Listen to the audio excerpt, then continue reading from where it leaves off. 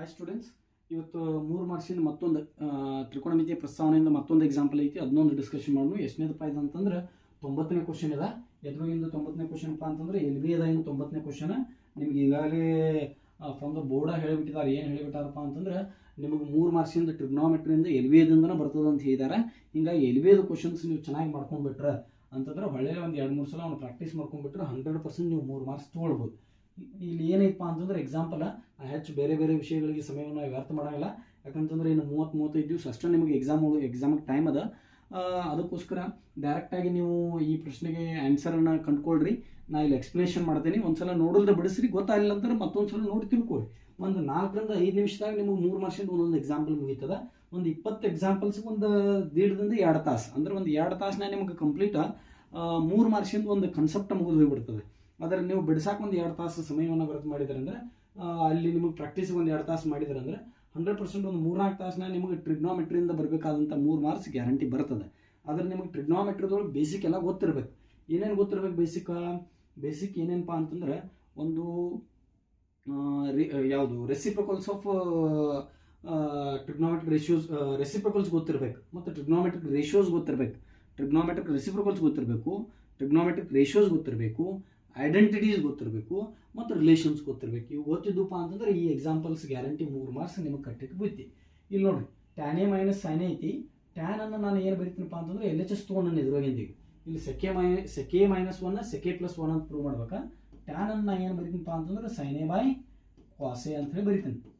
Then minus sine A as it is ಇಡ್ತೀನಿ. Then whole divided by tan A ಅನ್ನು ನಾನು sine A by cos A ಅಂತ ಬರೀತೀನಿ. Then plus sine A ಅನ್ನು ಹಂಗೆ ಇಡ್ತೀನಿ. ನೋಡ್ರಿ ಏನು ಮಾಡೀನಿ, ಇಲ್ಲಿ ರಿಲೇಷನ್ ಅನ್ನು ಯೂಸ್ ಮಾಡೀನಿ. ಟ್ಯಾನಿಗೆ ಟ್ಯಾನ್ ಅಂತಂದ್ರೆ ಸೈನ್ ಬೈ ಕಾಸ್, ಆ ರಿಲೇಷನ್ ಅನ್ನು ಬರ್ದೀನಿ. ನೆಕ್ಸ್ಟ್ ಈಗ ಏನು ಮಾಡಪ್ಪ ಅಂತಂದ್ರೆ ಇಲ್ಲೊಂದು ಟರ್ಮ್ ಇದೆ, ಇಲ್ಲೊಂದು ಟರ್ಮ್ ಅದ. ಇದ್ರ ಎರಡೂ ಏನು ಕಾಮನ್ ಐತಿ ನೋಡ್ರಿ, ಸೈನೇ ಕಾಮನ್ ಐತಿ. ಹಿಂಗಾಗಿ ಸೈನ್ ಹೊರಗೆ ತೊಗೊಂಡ್ಯ ಕಂಪ್ಲೀಟ್. ಎರಡು ಟರ್ಮ್ದಾಗ ಸೈನ್ ಹೊರಗೆ ತೊಗೊಂಡ್ರೆ ಇಲ್ಲಿ ಸೈನ್ ಹೊರಗೆ ಬರ್ತಂದ್ರೆ 1 ಬೈ ಕಾಸ್ ಅಟ್ಟ ಉಳಿತದೆ. ಇಲ್ಲಿ ಸೈನ್ ಹೊರಗೆ ಬರ್ತಂದ್ರೆ ಆ ಜಾಗದಾಗ 0 ಉಳಿಯಂಗಿಲ್ಲ, ಮತ್ತು 1 ಉಳಿತದೆ. ಹೌದಾ? ಡಿವೈಡೆಡ್ ಬೈ ಇಲ್ಲಿ ಸೈನ್ ಹೊರಗೆ ತೊಗೊಂಡು ಅಂತಂದ್ರೆ ಸೈನೇ ಹೊರಗೆ ಬಂತ, ಈ ಜಾಗದಾಗ 1 ಬೈ ಕಾಸೆ ಉಳಿತದ ಪ್ಲಸ್ 1 ಉಳಿತದ. Sine get cancel. ನೋಡ್ರಿ, ಒಂದು ಕ್ಯಾನ್ಸಲೇಷನ್ ಮಾಡ್ಕೊಳ್ಳೋ ಸಂಬಂಧ ಏನು ಮಾಡಿ ನಾನು ಸೈನ್ ಅನ್ನು ಹೊರಗೆ ತೊಗೊಂಡು ಕ್ಯಾನ್ಸಲ್ ಮಾಡ್ಕೊಂಡು. ನಿಮ್ಗೆ ಗೊತ್ತೈತಿ 1 ಬೈ ಕಾಸ್ ಅಂದ್ರೆ ಏನಪ್ಪ? 1 ಬೈ ಕಾಸ್ ಅಂತಂದ್ರೆ ಸೆಕ್, ದೇರ್ಫೋರ್ ಸೆಕೆ ಮೈನಸ್ 1. ಇಲ್ಲಿ 1 ಬೈ ಕಾಸ್ ಅಂದ್ರೆ ಏನು?